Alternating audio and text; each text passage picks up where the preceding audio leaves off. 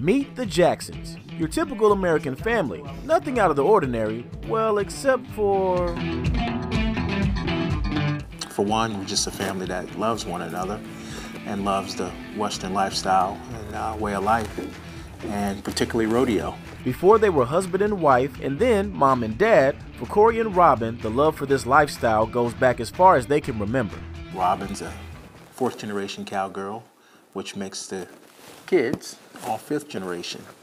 Robyn's forefathers, they were sharecroppers right here in the Southern Maryland area, and they were really skilled at training horses and mules to plow. I can't remember a time where we did not have horses. With Robyn, the story starts with her father. As a child, he was motivated to have his own farm after the owner of a farm his family worked on told him he couldn't ride trained ponies, only the mules and workhorses. I think that really stuck with my dad, and it really just kind of gave him the fire he needed to just realize his dream of owning his own horses and actually enjoying them. That love helped him pass down a legacy to his daughter, her future family, and the foundation their home sits on today, a passion she finally would understand at the age of 17.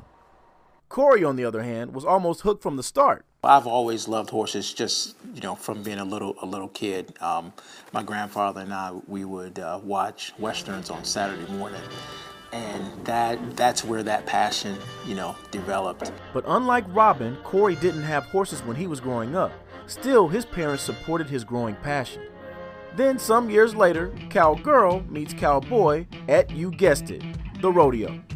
We just had a great time for a very long time before the kids came, riding every day. They got married, had 5 kids, and settled into life on the farm.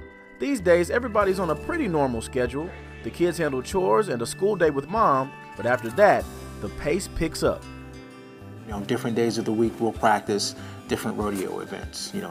Nicholas and Dylan, they ride bulls, so we'll buck bulls once a week.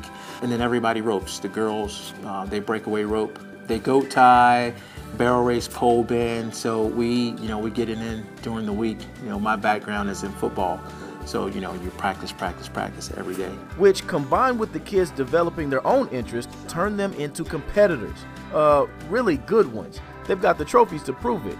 The shiny hardware isn't too hard to find either. They're usually wearing them. Sometimes your friends will just text you and be like, hey, I saw you on TV. All the kids are state champions in multiple events. Meanwhile, Nicholas has raised the bar just a little bit. Nicholas is a world champion bull rider.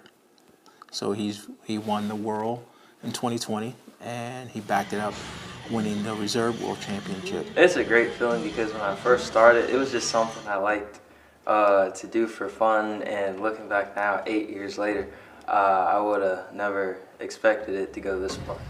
But they don't want anybody thinking this is easy work. You can learn it, anybody can learn it, but it is hard. Whether you're on top or whether you're on the bottom, it's all work. And even mom admits, watching your oldest competing son ride bulls can be a little stressful. I'm very nervous watching him when I'm not at the event. I always want to see that he got off safely, and we'll worry about the score later.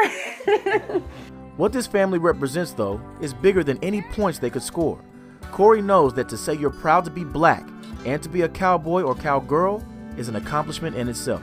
Growing up wanting to be a cowboy and just not seeing many black cowboys, if any at all. And then, it also goes to, what was in the history books or what was not in the history books when it pertains to black cowboys. So as I got older, my family told me, yes, black cowboys are real. They do exist.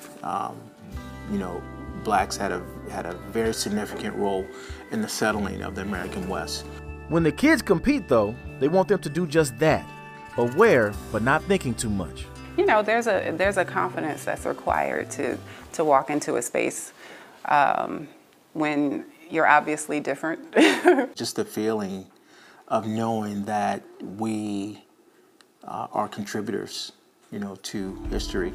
And as the Jackson kids continue to grow up, Corey and Robyn believe what they learn in this arena will give them everything they need to grab life by the reins. I like that rodeo teaches them ownership, of their own behavior and accountability.